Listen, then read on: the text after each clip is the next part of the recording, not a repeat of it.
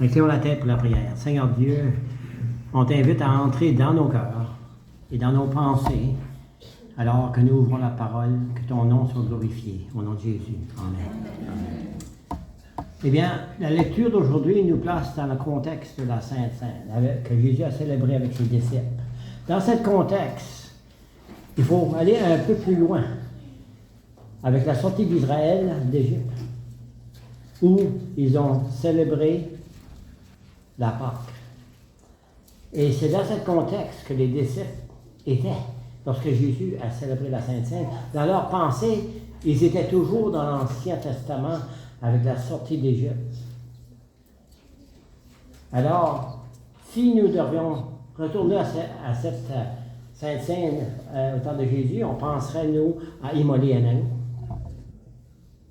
On penserait à manger un repas juste avant d'aller se coucher ou dans la nuit, avant que l'ange de destruction passe. Et un agneau rôti, mais il fallait couper la gorge avant. Ce matin, on devrait couper la gorge d'un agneau. On ne serait pas à l'aise avec ça. Hein? Moi, je ne serais pas à l'aise parce que quand mon père tuait les cochons quand j'étais jeune, j'aimais pas ça. J'aimais pas ça du tout.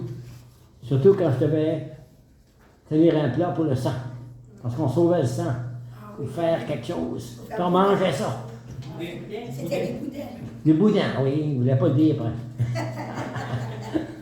Et j'aimais ça, les boudins. Toi, tu te rappelles là, hein? Mm-hmm. Mais, il devait manger des herbes amères avec le repas aussi.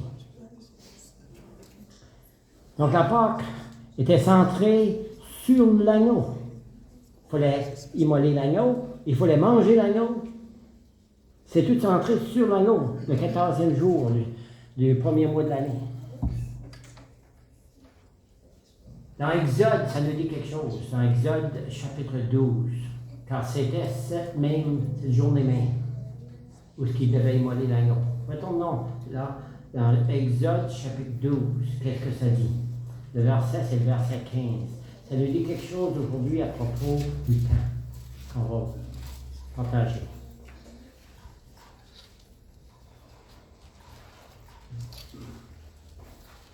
Et je pense que ceci a une signification prophétique. Donc, chapitre 12, Exode, verset 15. Remarquez les paroles. Pendant 7 jours, vous mangerez des pains sans levain. Dès le premier jour, il n'y aura plus de levain dans vos maisons. Car toute personne qui mangera du pain levé, du premier jour au 7e jour, sera retranché d'Israël. Il y a 2 choses ici. Il y a du pain sans levain, qu'on a ici aujourd'hui pour la Sainte Seine, et il y a 7 jours. Où trouvez-vous 7 jours dans les temps prophétiques? Il y a le 7 jours de Daniel, il y a les 70 semaines de Daniel 9, 27, mais il y a la dernière semaine. Donc, ceci applique à la dernière semaine du temps de Jésus, parce qu'il est l'agneau immolé. Donc, ceci, c'est une prophétie de la venue de Jésus. Et Jésus veut venir dans nos vies aujourd'hui, par cette Sainte Seine.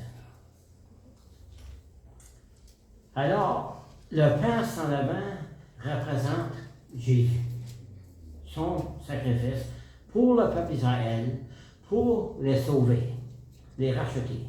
Et Jésus nous dit, le pain représente son corps et le vin son sang. Il est offert, il est l'offrande de la vraie rédemption. Jésus est la vraie offrande. L'agneau était un symbole qui représentait Jésus. Quand il reviendra, Jésus aura quelque chose de spécial pour nous. Regardons à Matthieu, de nouveau, Matthieu 26. Matthieu 26 donne des choses, des fois qu'on manque. On manque souvent ce qui se passe ici. Car le verset 28 nous dit ce qui est répété dans Exode, qui est dit dans Exode, ici est répété, en disant « Car ceci est mon sang le sang de l'Alliance qui est répandu pour plusieurs pour la rémission des péchés. Dans l'Exode, c'était pour la rémission des péchés aussi, pour les racheter d'Égypte. Et on utilise ces références souvent dans nos églises. On sort d'Égypte. Et verset 29 nous dit ce qui est offert aujourd'hui. Il dit ensuite, je vous dis, je ne boirai plus désormais de ce fruit de la vigne jusqu'au jour où j'en boirai de nouveau avec vous dans le royaume du Père. Ici, c'est une promesse que ce qu'il a commencé en nous, il l'accomplira à sa venue. Et ce sera dans sa plénitude. Et nous serons dans sa présence, dans la plénitude. Donc, la Sainte Seine est une promesse du retour de Jésus. Pour nous. C'est ce qu'on célèbre aujourd'hui. Ce qu'il a fait et ce qu'il va faire pour nous lorsqu'il reviendra.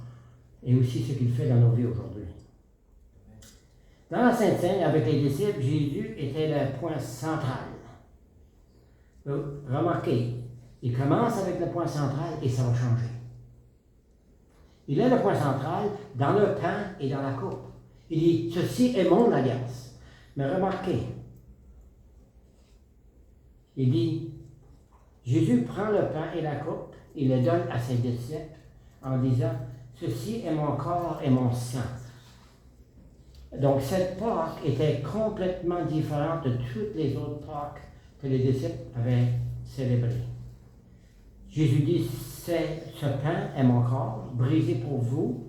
Ensuite, il prit la coupe en disant, ceci est la nouvelle alliance qui est versée pour vous. Maintenant, tout ce que Jésus fait est centré, pas sur lui, mais sur les disciples. Ça change de perspective maintenant. Il est le sang, il est le pain. Maintenant, il fait ça pour les disciples. Il devient central dans cette cérémonie. Vous devenez central dans la cérémonie aujourd'hui. C'est vous, maintenant, qui faites ça. Donc, ça change. Ça change notre point de vue. Donc, Jésus veut nous rappeler que la croix représente ce que la croix représente pour nous. La croix, est-ce que c'est beau? Les gens me demandent pourquoi vous n'avez pas de croix dans votre église. Parce que la croix, est-ce que c'est beau? Est-ce que c'est une belle chose? Est-ce que c'était une belle chose au temps de Jésus? Non. Non, c'était une des choses les plus effrayantes, les choses les plus terribles qu'il pouvait avoir, parce que des milliers se faisaient crucifier en dehors de la ville de Jérusalem. Pas seulement Jésus. Alors, c'était quelque chose d'affreux. Mais qu'est-ce que c'est devenu quelques jours plus tard? C'était la meilleure nouvelle pour nous. Après. Parce que la croix ne pouvait pas le retenir. La croix, c'était comment dirais-je? C'est comme la chaise électrique. Est-ce qu'on mettrait ça dans l'église aujourd'hui, une chaise électrique? Pour tuer les tueurs. Donc, l'agneau expié pour nous est Jésus. La meilleure nouvelle de la croix, c'est que Jésus a ressuscité des morts. Voilà la merveille de l'Alliance. La merveille de l'Alliance, c'est que Jésus, maintenant, nous livre du péché. Regardez dans Jérémie. Le prophète Jérémie nous parle de certaines choses qui sont importantes aussi. Dans chapitre 31.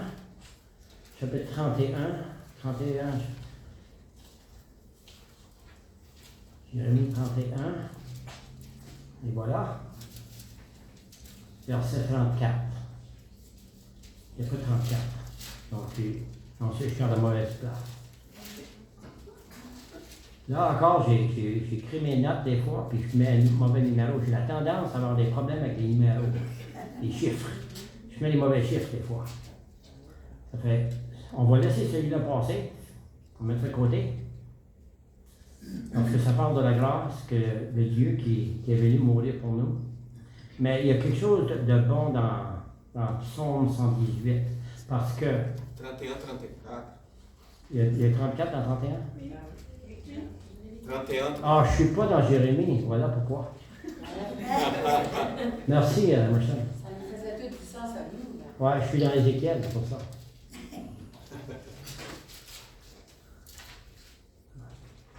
Tu veux le lire, Emerson, tu l'as? Tu veux le lire pour nous? Les versets sont seulement verset 34. Personne n'enseignera plus son prochain ni son frère en disant, vous devez connaître l'Éternel, car tous me connaîtront, depuis les plus petits jusqu'aux plus grands d'entre eux, déclare l'Éternel. En effet, je pardonnerai leurs fautes et je me souviendrai plus de leurs péchés. Ça, c'est une bonne nouvelle? Oui. Oh. C'est pour ça que Jésus est venu.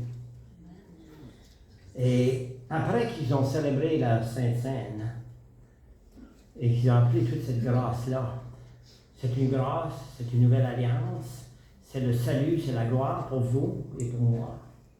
C'est de cela qu'on doit se souvenir. Mais après qu'ils ont célébré, ils ont chanté un cantique. Vous avez déjà vu ça dans Marc 14, dit qu'ils ont chanté un cantique. Mais quel cantique qu'ils ont chanté? On va aller à Psaume 118. Psaume 118, il y a un cantique là, dans Psaume 118. Commençons au verset 14.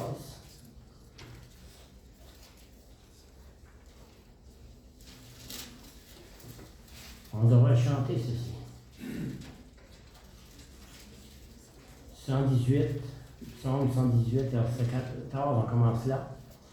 L'Éternel est ma force et le sujet de mes louanges. C'est lui qui m'a sauvé. Des cris de triomphe et de salut s'élèvent dans les tentes des justes.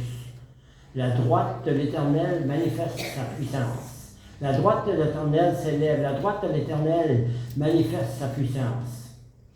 Il ne mourra pas. Je ne mourrai pas. Je verrai et je rencontrerai les œuvres de l'Éternel. L'Éternel m'a châtié, mais il ne m'a pas livré à la mort. Ouvre-moi les portes de la justice. J'entrerai et je louerai l'Éternel. Voici la porte de l'Éternel. C'est par elle qu'entrent les justes. Je te louerai parce que tu m'as exaucé, parce que tu m'as sauvé. La pierre qu'ont rejetée ceux qui bâtissaient est devenue la pierre angulaire. Pensez-vous qu'ils ont chanté ce cantique-là? Parce qu'ils n'avaient pas de Nouveau Testament. Ils connaissaient l'Ancien Testament seulement. C'était leur évangile, l'Ancien Testament. Ils ont chanté ce cantique avec Jésus. C'est un beau cantique. La Sainte Seine devrait toucher nos cœurs pour ce que Jésus a fait. Parce que ça nous dit que Jésus nous sauve. Ça dit que Jésus nous pardonne. Ça nous dit qu'il nous aime toujours. Ça nous dit qu'il est toujours avec nous. Et ça nous dit qu'il reviendra un jour et nous serons avec lui. Si nous célébrons ceci et ça nous touche, ça touche Jésus. Parce que Jésus est touché parce qu'on célèbre ce qu'il a fait pour nous. C'est une célébration. C'est ceci qui représente ce que Jésus a fait sur la croix. Plusieurs disent que c'est le dimanche qu'on doit célébrer pour la résurrection de Jésus, mais le Nouveau Testament nous enseigne que c'est ceci qui représente ce que Jésus a fait pour nous. Pas le dimanche. Le dimanche, c'est une journée d'homme, mais ceci, ça vient de Dieu. Alors, c'est pour cela que nous souvenons de ce que Jésus a fait pour nous. C'est un souvenir pour nous qu'on doit célébrer. Et Claude a dit, c'est la prochaine fois que je reviens, on va célébrer de nouveau, parce que la prochaine fois que je reviens, ce sera en septembre. Alors, on va se préparer pour lavement des pieds, et les diacres vont préparer ça. Ça va prendre un peu de temps. Si quelqu'un peut faire des cantiques ou quelque chose, je sais pas trop.